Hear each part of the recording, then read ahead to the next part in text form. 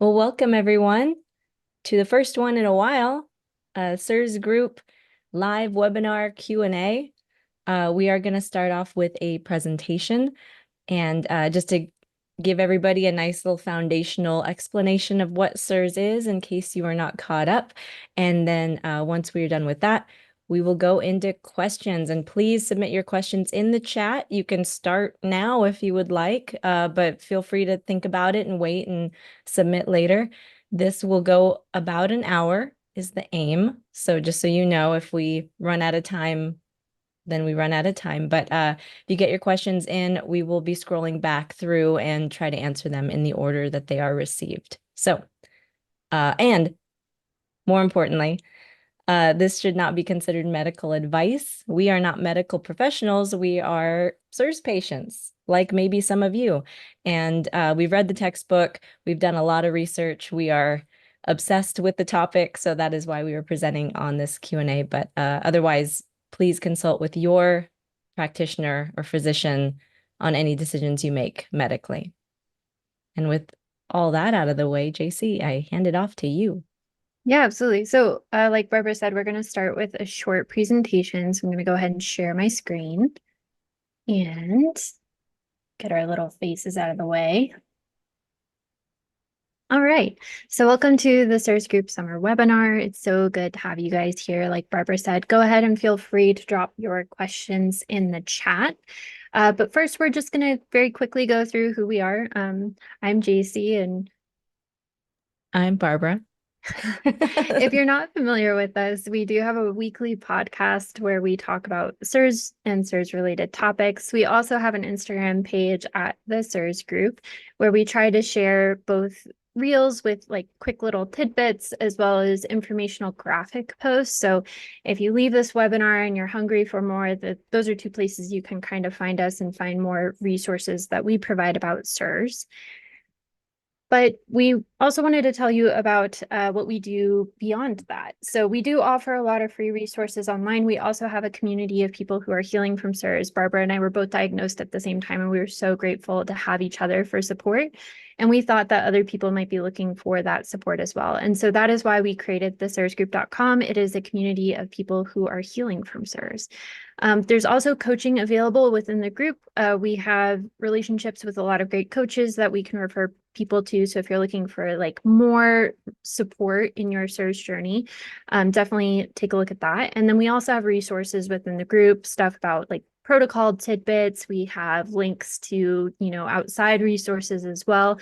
One of my favorites, and I'll just throw this out there, is the Hoffman Center has a really great blog post about all of the biomarkers associated with CIRS. So lots of great resources out there. We try and keep it in the group and spread it out via the group. So again, if you want to check that out, it's at thecirsgroup.com. So now we're going to go through the Q&A, but before we jump in, I just wanted to give you like a really basic understanding of what CIRS is. So I'm going to go ahead and stop my screen share and we'll just talk through this really quickly.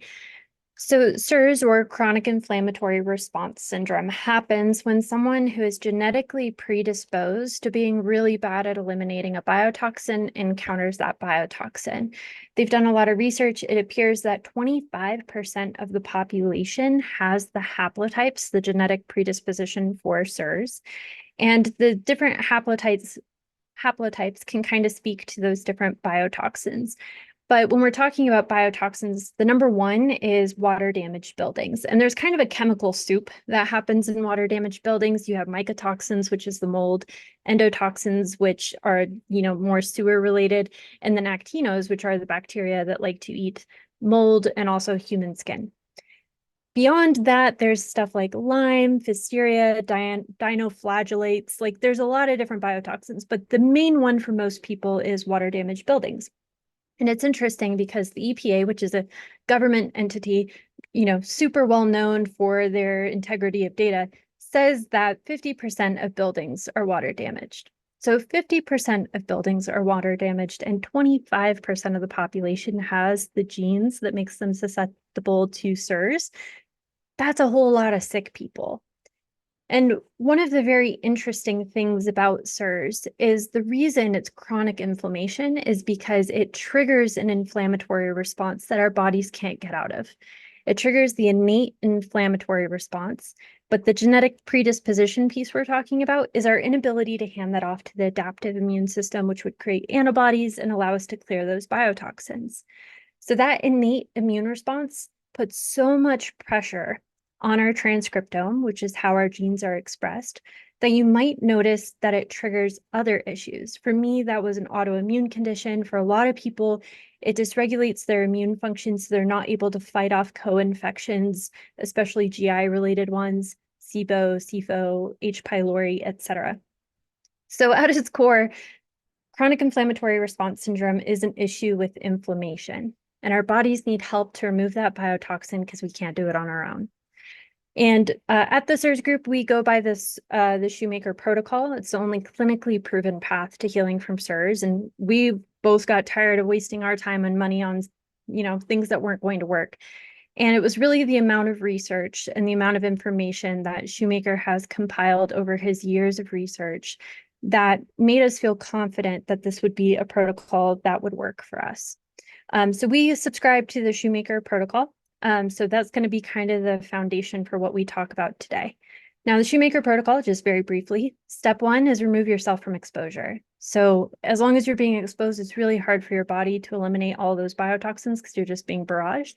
And number two is taking the correct binders. Now, these are biotoxin binders. They're not stuff like clay and charcoal. Those are the wrong charge. They have the wrong receptor cell size.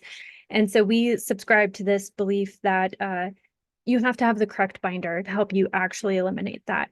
And actually taking things like clay and charcoal can be really destructive because it's like you're riding a bicycle with a broken wheel. Our immune and detox functions aren't working correctly.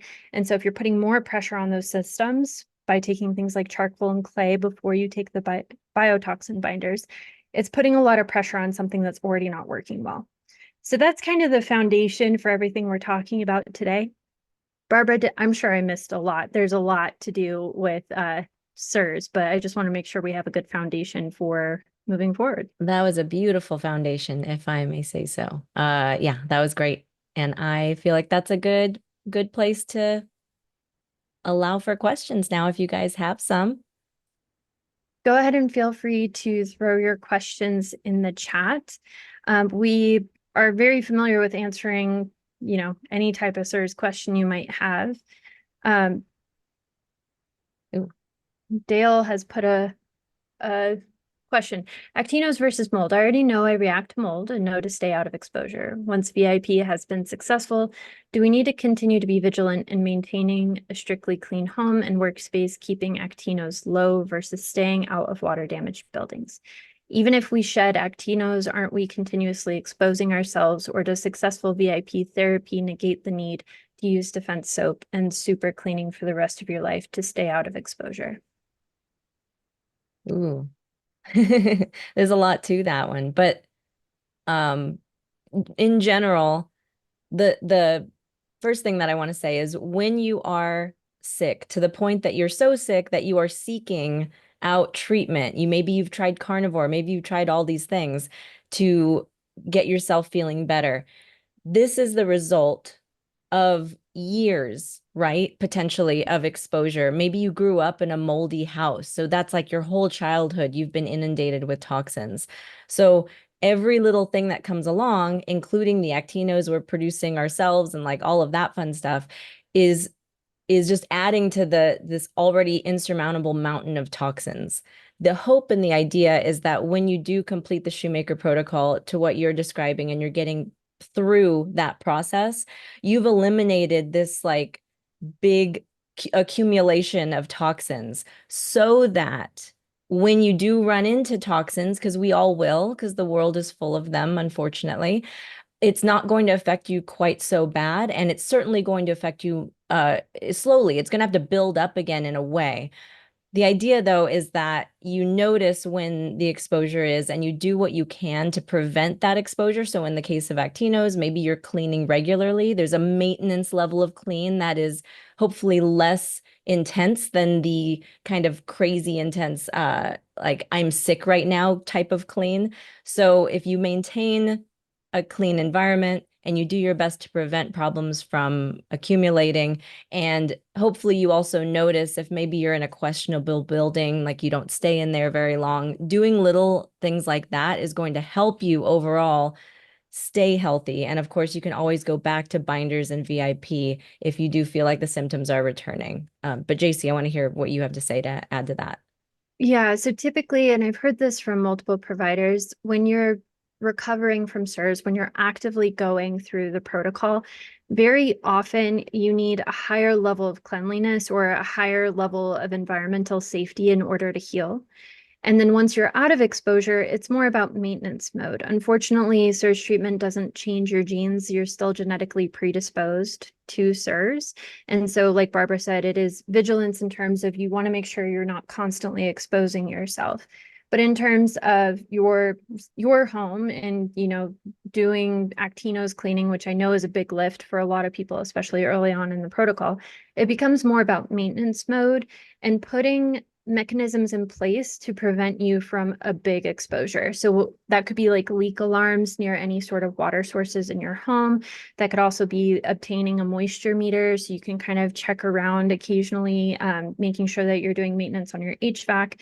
Really, you want your home environment to be safe. But what I've noticed throughout treatment on the protocol and as I've been healing and become more resilient is when I do travel and I know I'm in exposure, when I come back home and I do 2 weeks of binders and VIP, I bounce back faster every time. So it's just a matter of giving your body the tool it needs in order to heal and then kind of getting out of your own way.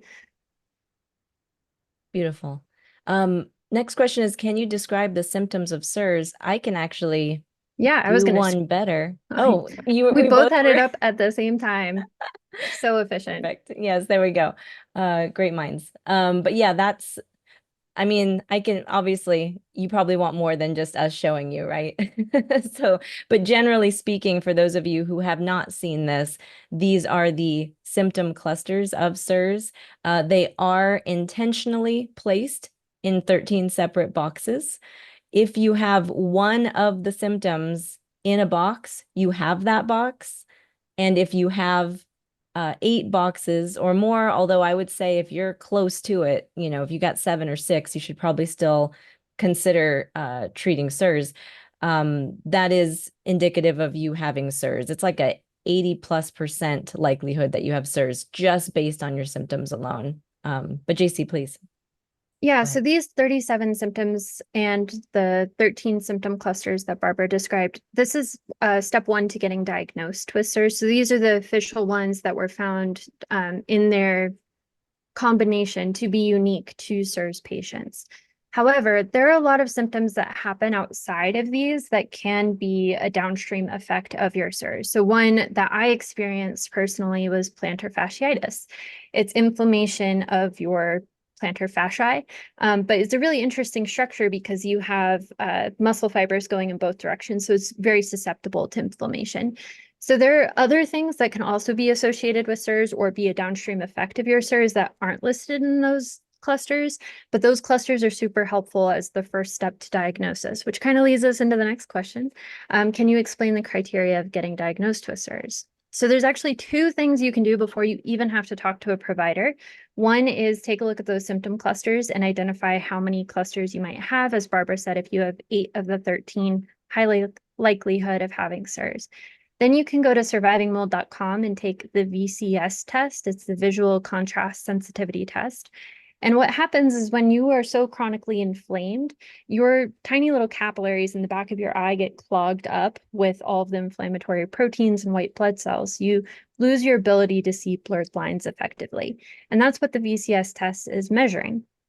So some people will still pass the test because they might have some sort of training in a field that requires visual acuity.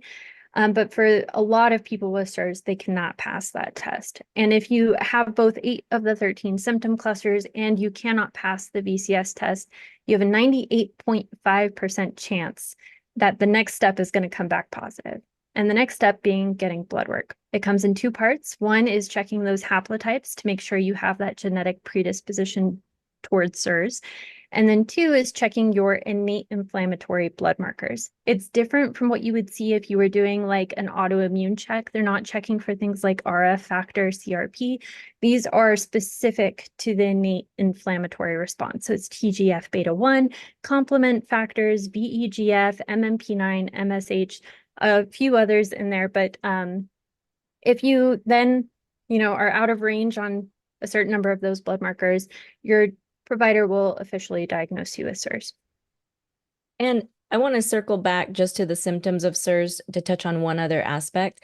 We do tend to see like archetypes of patients a little bit. So you may have, symptoms all over the place, right?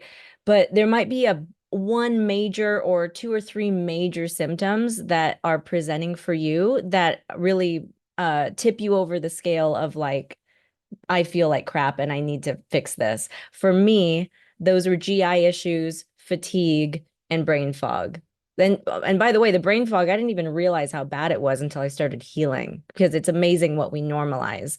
But that's what I looked like. If I like that's only 3 symptoms I named, really, but those were the ones that presented really like I couldn't, it was affecting my daily life. And so those were the ones that I was noticing the most. And I don't need to speak for Jacie, but I know most of you know her story, but hers was very joint pain oriented, fatigue. Do you want to fill in like kind of like what your archetype was, and if you can think of any others that are prominent that we see? Yeah, so it triggered an autoimmune condition. So I think if you have an autoimmune condition, it's worth looking into SIRS. I know with my autoimmune condition, my rheumatologist was basically like, tough cookies, this is your life. And I'm not someone who will settle for that answer. So if you feel the same way, if you've been diagnosed with an autoimmune condition that someone's like tough cookies about, I would maybe look into SIRS. But migraines is a very interesting one. I've been taking the Proficiency Partner course over on survivingmold.com, and Dr. Shoemaker is a comedian first, scientist second, because he was talking about chronic migraines as a symptom of SIRS, and it's because your ADH osmolality, which is your body's regulatory system for electrolytes versus water retention. He said that your brain doesn't like sitting in pickle water, and that's what causes the chronic migraine, archetype of SIRS. Chronic fatigue is another one we hear about a lot. People who have just the manifestation of chronic fatigue with, the capital C, capital F as a condition that they have. Fibromyalgia is another one that I would say is easily identifiable, but you'll see it in the, with SIRS patients, they typically have 1 or 2 symptoms that are the symptoms they want to heal. And they, to Barbara's point, don't notice all of the other benefits they get from going through the SIRS protocol, just because they were, for me, I was trying to fix my joint pain, but it's really nice to go to a grocery store and not get static shocks anymore. It's really nice to be able to sleep through the night and not have to pee every 2 hours. Yep. Good stuff. All right, next question. I am in the process of waiting on my blood work to get a formal diagnosis of SIRS. I have been dealing with terrible peripheral neuropathy. Will getting on binders help heal this symptom? I would say the number one thing you can do if you are, waiting for a SIRS diagnosis or waiting to work with a provider is make sure you clear step 1 of the protocol, and that's getting out of exposure. So if you can do the environmental testing to see if you're out of exposure, then you can move forward with the binders. But if you haven't cleared that first step, all the other steps are going to be much more difficult for you. The protocol is laid out the way that it is, and it's 12 steps total, although your blood work indicate which ones you do and do not need to take. Everyone has to do 1, 2, and 12. So 1, being removed from exposure, 2, taking the biotoxin binders, and 12, taking VIP nasal spray, and that's to correct the neuroinflammation from SIRS. The rest are all indicated by your symptoms and blood work. But if you don't do that first one, the domino effect of all those other steps aren't going to work. So if I were in your position, I would do step 1. I would really focus on making sure that I'm out of exposure. And to answer the second part of that question, I would say you should see improvement on things like that.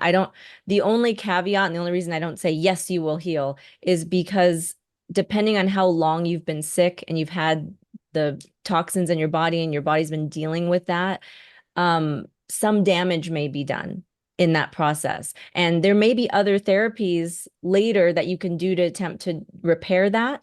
Lots of different things that you could try, but I would say most people do see a resolution of a lot of symptoms or most of symptoms through just going through the protocol, which is what Jacie just described. I can give a concrete example of that as well. So Please. part of my CIRS chronic inflammation triggered that autoimmune uh, disease for me. And part of that autoimmune disease was uveitis in my eye. It made me blind for quite a bit of time. But I had to take steroid drops to calm down that inflammation. This was before I knew about the Shoemaker protocol. I had to take steroid drops to calm that inflammation, but the side effect of those was I now have a cataract in my eye. So while CIRS treatment has removed the inflammation and I haven't had uveitis since I've done the protocol, I still have that physical damage that was done as an effect of the inflammation and the medications I took to control it at that time. So the cataract, for example, is something that I may now want to address with other modalities, but at least I know I'm not making the uveitis worse because I haven't addressed the CIRS first. So it is kind of still in that like protocol order. You want to make sure you're doing the most effective levers first, getting rid of inflammation through doing the Shoemaker protocol. Beautiful. What are the best binders to take? Ooh, there's two ways to answer this. So the Shoemaker binders, the gold standard is cholestyramine or CSM. And then kind of secondary to that would be Welchol or Colesevelam is the generic name for that. And then there is a product called MycoBind, which is an over-the-counter supplement you can take. If you have issues with oxalates, you won't tolerate that well, though. So I just want to put that caveat out there. Now, CSM is the gold standard because it's the most effective, but it comes in a powder format. I've been told it doesn't taste particularly great and the texture is awful. Welchol comes in a pill. So I am biased. I personally prefer Welchol. It's easier to travel with, just easier to dose, but it is less effective. So you kind of have that trade-off there of potential healing time if you go with one over the other. Yeah, and I've done both, and actually I'll take it a step further. CSM comes both compounded, so pure, it's like this white powder, really great to get through airport security. Just kidding, actually, they usually don't care. And then also there's like a like orange tang flavored version. You I lost me at have Tang. I have taken both. The tangy one has some additives that if you're super sensitive, you might not do well with, or it might affect you badly. I think it's a little bit on the sugary side. So those of you who are, care about being carnivore, that could be an issue. It was more tolerable than the pure powdery kind. But a quick tip on taking cholestyramine in general is to put it in a juice of some kind. Prune juice was one that one of our members recommended, and using one of those like $10 frothers you can get off Amazon to kind of mix it up because the powder is not going to dissolve. It's going to just be suspended in the liquid. So you just want it to like separate and then down it like a shot and then drink a bunch of water.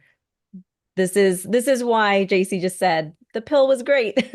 By the way, and I to this day I switched back to Welchol because of the ease. Welchol's great for traveling. You don't have to worry about having juice and a frother and all this other stuff to make the whole process more bearable. So that's another thing. But again, I just want to reiterate CSM or cholestyramine is so much more effective. So if your doctor's really pushing you to try it, despite all of this, I would at least give it a chance because it could mean like a quarter of the healing time. Like it could really make that much of a difference. So it has its pros and cons, but I guess choose your heart.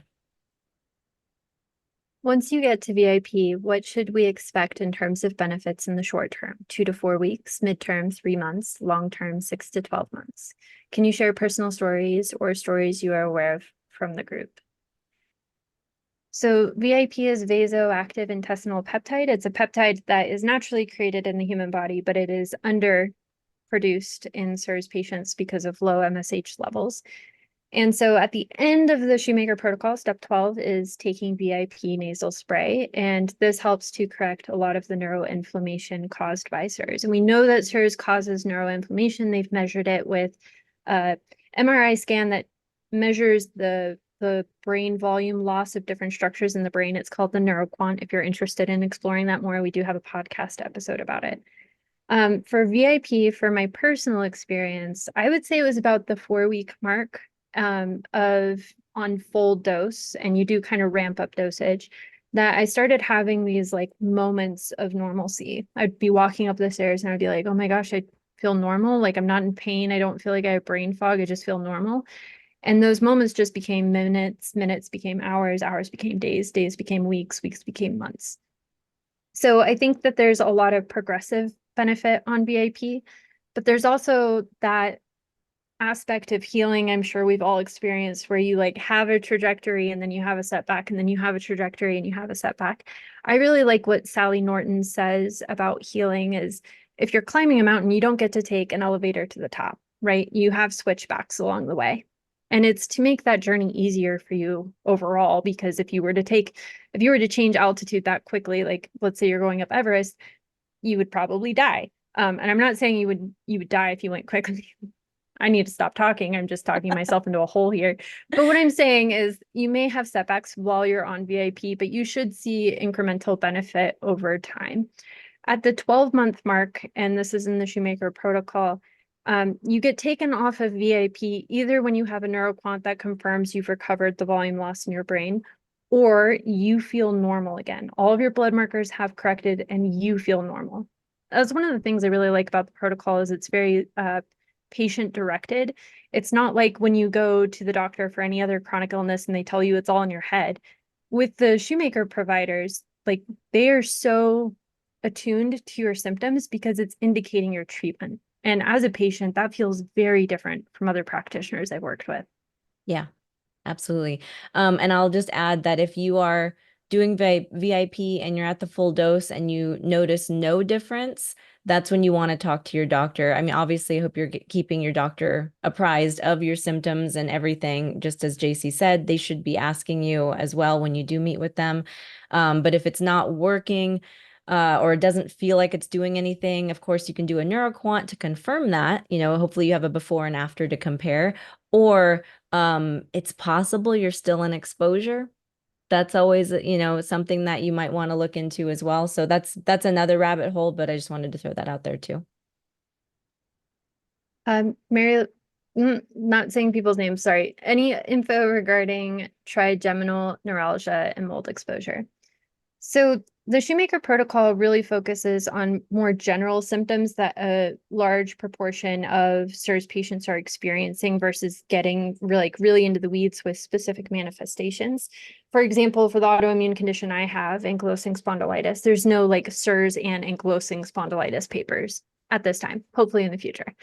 However, because you're so chronically inflamed, we do know like ice pick pains is one of the symptoms. So while it might not be necessarily specifically called trigeminal neuralgia, I would describe that as an ice pick pain. And for anyone who doesn't know, it's like severe facial pain, like sharp, severe facial pain. The other aspect of mold exposure that could be impacting something like that is that mycotoxins do have a direct impact on nerve function. And if you are having a neuralgia, it's impacting your nerves.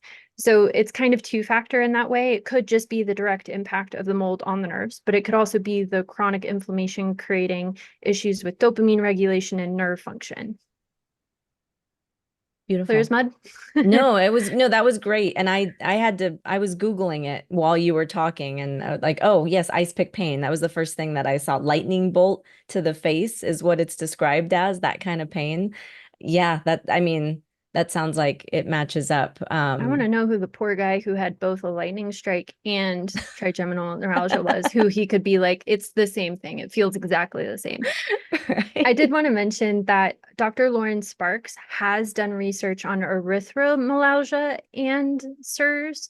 So we're like starting to filter into these like more specific manifestations of CIRS, but it wouldn't surprise me if in the near term future there's more research on like the trigeminal neuralgia, because I know that's a thing for a lot of people.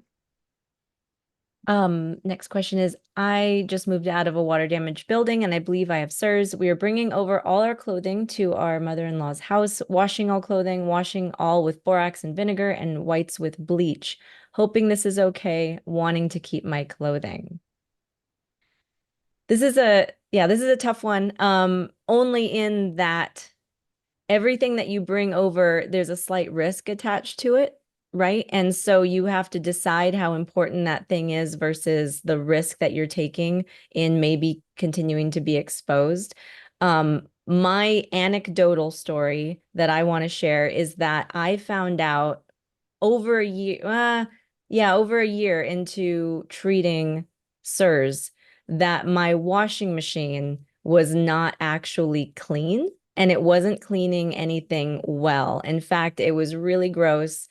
It just started to, it smelled. So that's key. If you open up a totally empty and clean washing machine and it smells, that's a bad sign. So we actually took it apart and cleaned it out, and I can only describe the smell inside as sewage, which is horrific to think about. The fact that I was wearing that because we washed everything. Because I was trying to wash everything because that's what we need to do as CIRS patients, wash everything. So we cleaned, really, really cleaned that washing machine, got it back into operation. And that was, I think, a big lever that I needed to pull that I didn't realize. So if not to add another layer to this, but be sure that the thing that you're cleaning the clothes with is clean. And I would even maybe try cleaning it, washing everything twice and keeping things in bins until they're washed and doing some of those things to really contain any potential mold situation from spreading. Jacie, what do you think about that? Yeah, so the main thing with exposure is not just killing things, it's getting rid of it, like removing it from your environment. As CIRS patients, it doesn't matter if the mold is dead or alive, it impacts us. As soon as that biotoxin gets into us, it's because our body can't recognize it that we're triggering this immune response. So it doesn't matter if it's active or dead, you have to get it out. So I think it's really great that you're washing everything before bringing it over.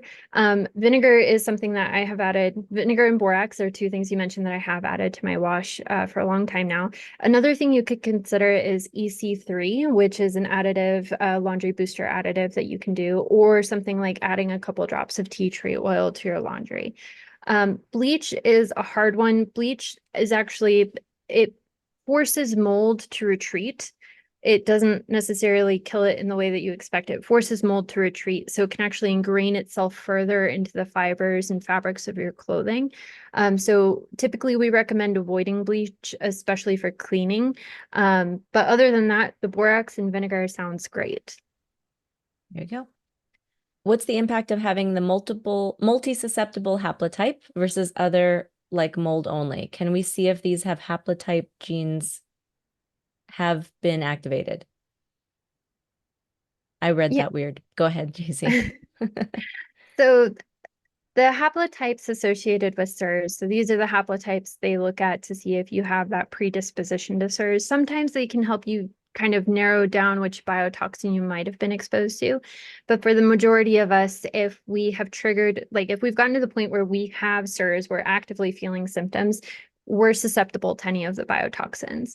So the haplotypes are more meant to just indicate like, hey, you have a predisposition for CIRS and not necessarily indicate that biotoxin. But there is a test called the Genie, and it tests your genetic expression of a lot of different variables. And that test can be a lot more indicative of the symptoms that you're experiencing, whether that's methylation issues, hypometabolism, but it can also indicate which biotoxin you've been exposed to. So whether that's mold or spike protein damage or Lyme. There you go. A quick one. Is Colesevelam the same as Welchol? Yes. Colesevelam is the Colesevelam. generic name. Also, wondering if I should be working out in a gym in the basement of my water damaged building house. The basement has been cleaned pretty well and has an air oasis purifier and dehumidifier. The upstairs was the area where mold was in the walls that are currently being remediated. Wow, so the basement was safe. I have heard that basements are like 80 to 90% of the time the problem. So basements are can be problematic in general as a general rule for anybody. Um, have you done, I guess I would have questions at this point, and I don't know if you, yeah. Yeah, I would say if I did a Hurts Me Too, which is one of the environment tests, specifically only in the basement and it came back okay, then I would feel comfortable working out there.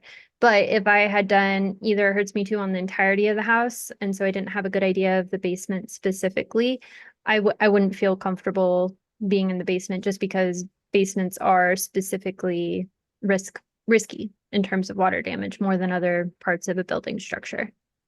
Yeah, and that's a good tip. I'm going to link that Hurts Me to test in the chat, but that's a good tip in general. If you are testing your home, and ideally you would actually get one of these like dust tests for like practically every room if you want to be really thorough. And the reason you would do that is that if one of them comes back bad and the rest are good, then you've pinpointed where the problem is. That can be very helpful when you're trying to remediate. But we don't have money falling from the sky, most of us. So normally, I think the happy medium that people have found is if you have a multi-floor home, including a basement, then you would get one test per floor and then start to narrow down from there. If you find that one floor is really bad and the others are okay, cool.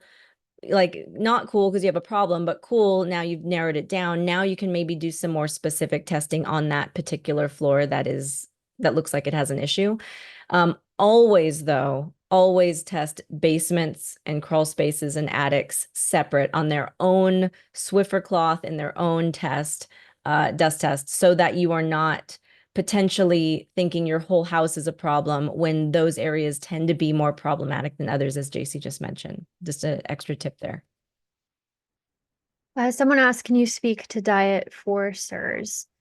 So CIRS is really interesting because it's inflammation, right? It's chronic inflammation. And so any diet you can do, whatever diet speaks to you in terms of controlling that inflammation will be super helpful. So we've heard of people using things like paleo, people using things like ketogenic diets. Personally, I subscribe to the carnivore diet. Just anything you can do to reduce your inflammation. Specifically, you want to avoid gluten. Most of us are producing anti-gliadin antibodies as a downstream effect of the CIRS. So avoiding gluten is super important. For myself and for people who are experiencing hypometabolism with CIRS, and that is when you are not effectively or efficiently creating energy, and so your body ends up in a very lactic acid environment, it can be helpful to add carbs. So I went from carnivore, realizing I was hypometabolic, adding carbs and feeling a lot better in my own CIRS treatment trajectory. But it is kind of individual and you might have to play with that yourself. You do want to try for low amylose carbs. Amylose is starch and it can cause a lot of inflammation for a lot of people. So personally, I did animal-based because it's meat and fruit, which most fruit that's suggested on the animal-based diets is low amylose. And nice segue. Next question is applesauce. Well, it's not a question, it's a suggestion, and I want to bring it to light. Applesauce is a great way to take CSM. Yes, and especially for kids. And yes, kids can have SIRS too. Obviously, work with your doctor on that situation. But that is a good way to help kids take this really fun, powdery, gross thing, applesauce. And yes, this is not carnivore, but sometimes, you got to do what you got to do to get the medication that you need, right? And a little tiny bit is probably not gonna, well, I mean, you got to try it, right? To Jacie's point, we're all different. And so maybe applesauce isn't a big deal for me, but maybe it would be a big deal for you and you would just get tons of pain from going off carnivore. So obviously do what you need to do to feel your best and to still get the medication that you need. Barbara linked the VCS test, and someone asked if you fail only one eye and not the other, is it still considered a failed test? Yes. And specifically, we're looking for progress in column C and D, which are typically indicative of active exposure. So the VCS test, not only is it great for diagnosis, it can also help kind of indicate treatment, because if you are passing the VCS test, it means you're clearing the biotoxins and you're kind of ready to move to the next step. But you can also use it as a tool to see if you're in exposure. So, post recovering from CIRS, if you want to see if an environment is okay for you, if you spend half an hour to an hour in that environment and take a VCS test and notice that levels C and D have dropped, that's a good indicator that you're in a water damaged building and you should probably not stay there any longer. And a little follow-up, somebody mentioned they have trouble calibrating the screen. Yes, that is a pain. On vcstest.com, you have to calibrate it yourself. On Dr. Shoemaker's website, survivingmold.com, which is the link that I posted, you actually don't need to calibrate it. So it kind of cuts out that annoying bit that the other test does. And a lot of the doctors, at least the Shoemaker certified ones, do prefer the one on survivingmold.com. So you can, I would say try both. That's what I did for a little while because I was so used to the VCS test one and I wanted to make sure the results were similar, or I don't know. I just wanted to compare. But that's a way to get around that weird calibration thing. And if you have a friend or family member that you think has CIRS, the surviving mold one might actually be a lot easier for them to do because you don't have to sit there with a credit card and an inch or a measuring thing and like make sure it's all. There's a lot to do with the VCS test. And when you have brain fog, that's just another, obstacle to actually getting diagnosed. I see a couple comments in the chat asking us to speak about different topics. If you guys want to phrase a question and maybe make it more specific so that we can talk about specifically what you're wondering about those topics, I think that would be helpful. But the next question that I see is someone shared that they have a Hurts Me score of 14. Their Gini results indicate that their body is reacting more to actinos and endos and very little to mycotoxins. They're meeting with an IEP virtually in 3 weeks. And what are the recommendations for preparing for remediation? The idea of sorting, pitching, and deep cleaning with crippling depression, brain fog, and fatigue seems insurmountable right now. I have just met with my CIRS provider and started taking CSM. First of all, I just want to say, great job. Like that's a lot to take on. You're meeting with your provider, you're taking CSM, you're trying to recover from this, you're trying to make your home safe. That is a lot. And this work that you're doing to heal is the best work you'll ever do in your life, because there's another side to this. I can say that as someone who has healed from CIRS, and that other side is so worth it. Even it seems so hard when you're in the midst of it. So I just want to encourage you and validate you there. In terms of preparing for remediation, personally, I am on the more conservative side of my environment. So my own story is I was in I think it was an 18 Hurts Me home in Florida, and I ended up coming to Colorado to dog sit. So I just had the stuff that I brought in a carry-on suitcase. And when I came to Colorado, the environment here was so much better that I just stayed. And so I ended up moving with just the contents of a carry-on suitcase. And later on, my mom asked me, like, hey, is there anything from the house that you want me to send to you? And I had her send 2 things: paperwork, like my birth certificate that was all in one binder, and then my baby blanket. And to me, it was like, those are the things that I really needed to hold on to and were worth whatever exposure or remediation I had to do to make those things safe for my environment. But personally, I'm very much more on the conservative side. And kind of secondary to that, when I'm saying conservative, I mean, I wouldn't start remediating anything until I had spoken to the IEP, because I would hate to learn that I had gotten rid of something that I could have kept based on their recommendation. So I know it's so hard to tell you just be patient and wait until you can have that conversation, but honestly, that's what I would do.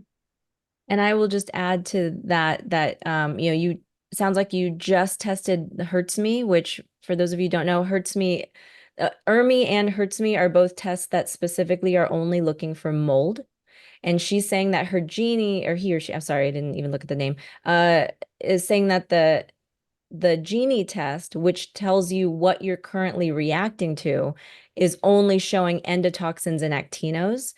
Well, and endotoxin and actinos like to hang out with mold.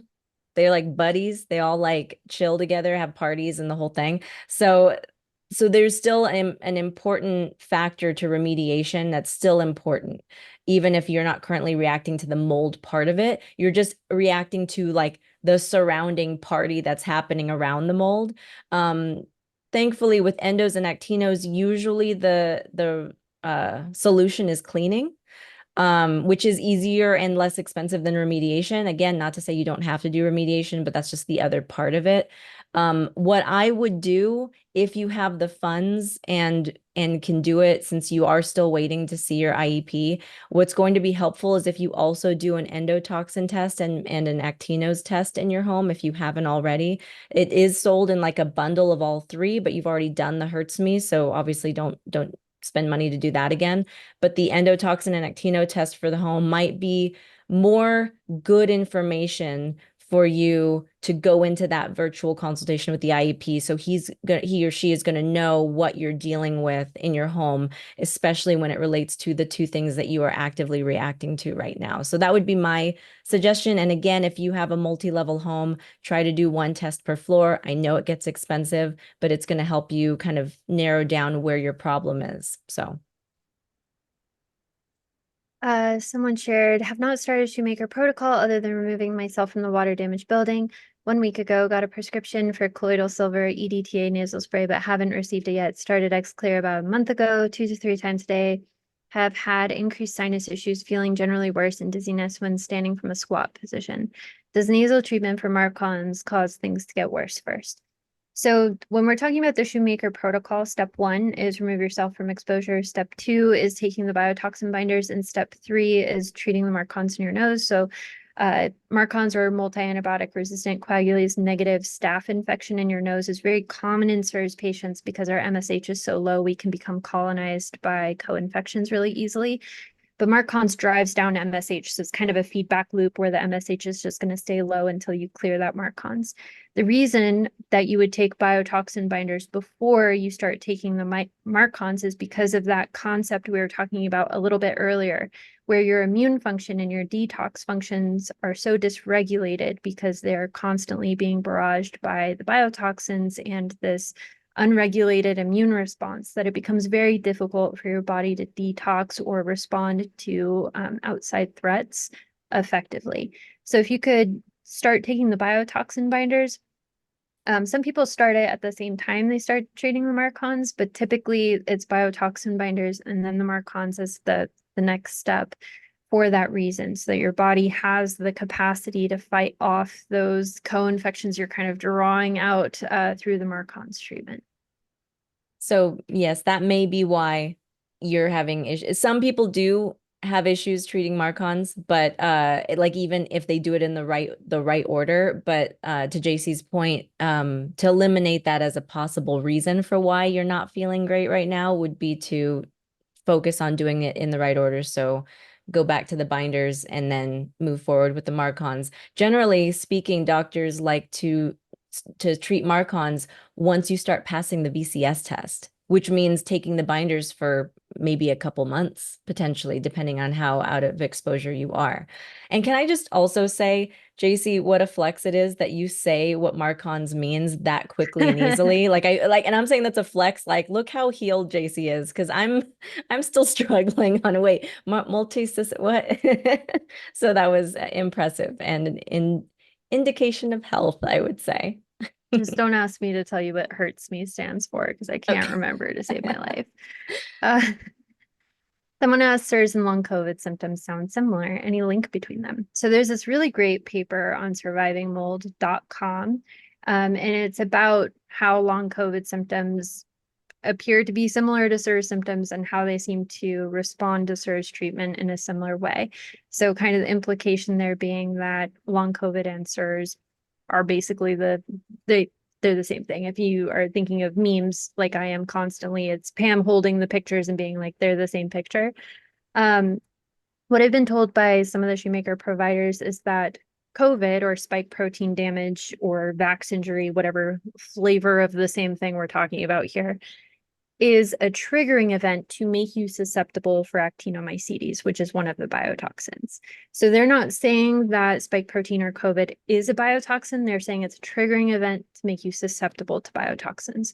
So what this means effectively, and this was part of my story, is you could be living in a moldy home and then you're exposed to spike protein, and then suddenly you can't tolerate that moldy home anymore because it's triggered that susceptibility to CIRS. So yeah, also I should mention here, part of my CIRS story and part of my CIRS treatment was dealing with the co-infection of spike protein, which I did through the spike protein protocol. The FLCCC Alliance has a lot of resources for this, and we've also done, I think, a couple of podcasts on this, but at this point.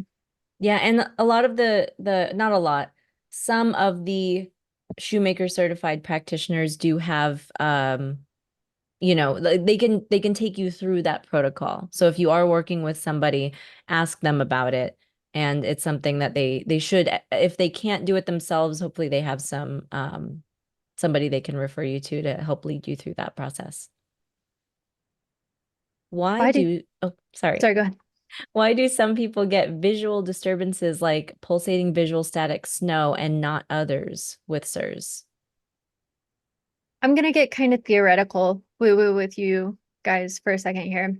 So when I was going through my autoimmune disorder and I was getting uveitis only in my right eye constantly, I asked my eye doctor, like, why is it only my right eye? And he had me look at a point on the wall and cover my right eye and then cover my left eye. And he was like, your right eye is your weak eye because I was focusing with my left eye. And he showed me that in real time. And it was really eye-opening for me.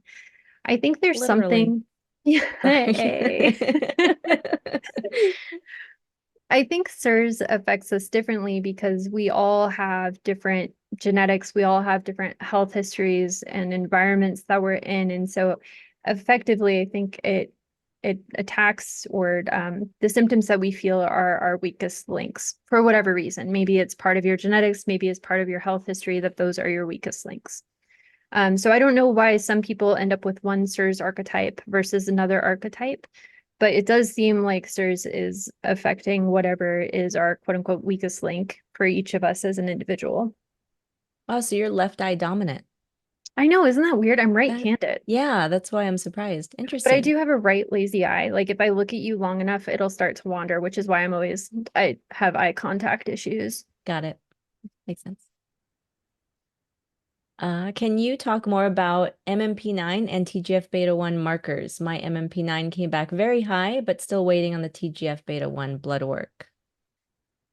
Both of those being high are indicative of you being in exposure. MMP9, if it's high, it causes a lot of blood-brain barrier permeability. So one thing I found really helpful in my own CIRS treatment was taking it's called cromolyn sodium. It's quite often used as a mast cell stabilizer, but one thing it also does, it helps prevent endotoxins from crossing the blood-brain barrier. So that can be helpful to manage your symptoms, but ultimately getting out of exposure and being on the binders are what is going to drive both MMP9 and TGF-beta1 down. And then just to quickly speak about TGF-beta1, it has a lot to do with tissue remodeling. And so people who have like the arthritic joint pain kind of manifestation of CIRS typically have high TGF-beta1, but also people who have lung issues. So it is something that you do want to get down, and the providers have prescription levers they can pull if you're out of exposure and you're still having trouble lowering your TGF-beta1. Do we want to talk about the importance of collecting it properly as well? Yeah, so I mean, this is such a difficult thing. A lot of the CIRS blood work is really dependent upon A, collecting it correctly, but also B, processing it correctly. So MMP9 has to be spun immediately. If it's just, so typically with that type of tube, I think it's the purple top tube, it has a clotting factor in it. Typically for anything that goes in that tube, they let it sit for 30 minutes, then they spin it. That's the normal protocol for that tube. But with MMP9 specifically, you want it spun immediately. Upon sitting in that tube for 30 minutes, it can double, and upon 60 minutes, it can triple. So it's a weird, difficult thing to manage, but you can have misreadings on MMP9, especially specifically because of that very specific processing timing. Yeah, sorry to get in the weeds, but this may have just happened to me. So I just got my blood work done and my MMP9 like was easily well over double what it has ever been, even at diagnosis. So I am having it retaken just to be sure, because it might be indicative of me being in exposure, but it's possible it just was not processed correctly, to Jacie's point. So sorry if that like throws too much information on that side, but I thought that might be important for somebody. Someone else mentioned their MMP9 came back high, but their TGF-beta1 was low. TGF-beta1 is a immune protein in the body. Like it is performing immune function, which is why it's high in immune or CIRS patients, is because we have a dysregulated immune system. So anytime you have like an immune protein not operating the way you expect, it can be indicative of suppressed immune function, which is like something totally unrelated to CIRS you would need to explore with your provider. But what I would say is if you have high TGF-beta1, or sorry, low TGF-beta1, but high MMP9, MMP9 is really greatly impacted by taking omegas. So making sure you're taking your omega-3s, which is typically a part of the Shoemaker protocol, but also diet. So making sure that you're avoiding amylose and gluten specifically.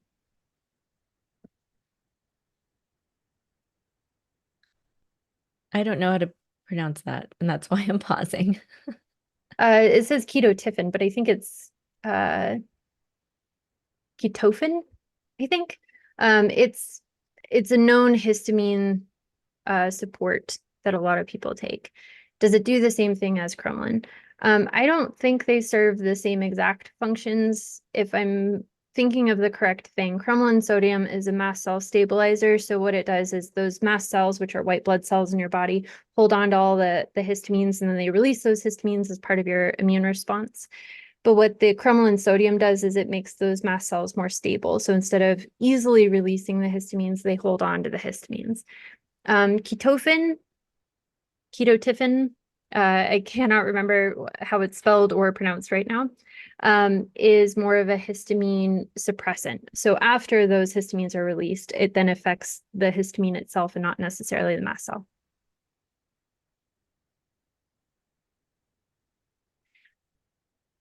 One more? Yeah, I think we're perfect timing, guys. The questions just dwindled at the right time. Go ahead, Jacie. How come when I was in mold, my MSH was high at 41, even though I was so sick? That's a really great question. So typically we see very low MSH for people. It's one of the major things causing downstream effects in CIRS. Now, unfortunately, MSH is another one of those blood markers that is incredibly affected by the processing. And recently we learned that LabCorp changed the ranges without telling anyone.